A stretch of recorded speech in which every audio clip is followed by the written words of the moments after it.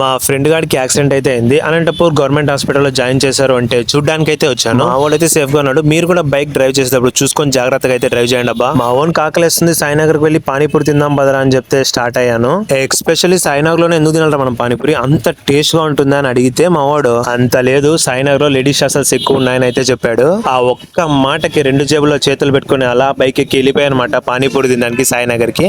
నేనైతే పానీపూరి తినడానికి వచ్చాను, మా వాడు ఎందుకు వచ్చాడు నాకు తెలియదు, నన్ను అడగండి. దైపూరి ఈరా బై అంటే దై లేకుండా దైపూరి ఇచ్చి అందులో ఉప్పు కారం కూడా ఎక్కకుండా ఇచ్చేసాను అనమాట. ఇంకా టేస్ట్ అంటారా వద్దులే చెప్పకూడదు, వర్ణనాతీతంగా ఉంది. ఇంకా చేసేదేమీ లేక బాయ్ బాయ్ అనంతపూర్ అని చెప్పి రిటర్న్ ఇంటికైతే బయలుదేరిపోయాను. టవర్ క్లాక్ ని ఒక వీడియో తీద్దాం, ఒక రౌండ్ వేయరా అని చెప్తే మా వాడు ముచ్చటగా 3 రౌండ్లు అయితే వేసేసినాడు.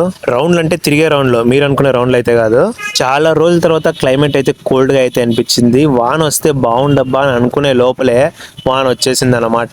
ఫుల్ గా తడిచిపోయాను అనుకుంటే అది వేరే విషయం. ఇంకా మీరు లేట్ చేయకుండా మన ధర్మవరం బ్లాగర్ వైబ్స్ ఛానల్ అయితే సబ్స్క్రైబ్ చేసుకోండి. ఇన్స్టాగ్రామ్ లో ధర్మవరం వైబ్స్ అయితే ఫాలో అవ్వండి. చూస్తున్నారు కదా వాన దంచి పారేస్తుంది అనమాట. ఇంత వానలో అది హైదరాబాద్ షెఫ్స్ దగ్గరికి వచ్చిన తర్వాత మనం ఇరానీ చాయ్ తాకపోతే బాగుండదు కదా. నార్మల్ గా నేను కాఫీనే ఎక్కువ తాగుతాను, కానీ ఇక్కడ కాఫీ లేదంట. ఇంకా ఈ చలికి వేడివేడిగా ఏదో ఒకటి తాగుదామని చెప్పేసి ఇరానీ చాయ్ అయితే తీసుకొని వచ్చినాను. 20 రూపీస్ అయితే తీసుకున్నాడు ఒక ఇరానీ చాయ్. ఇంకా టేస్ట్ విషయానికి వస్తే మాత్రం ఇరానీ చాయ్ టేస్ట్ మాత్రం అదిరిపోయింది. Thanks for watching our video.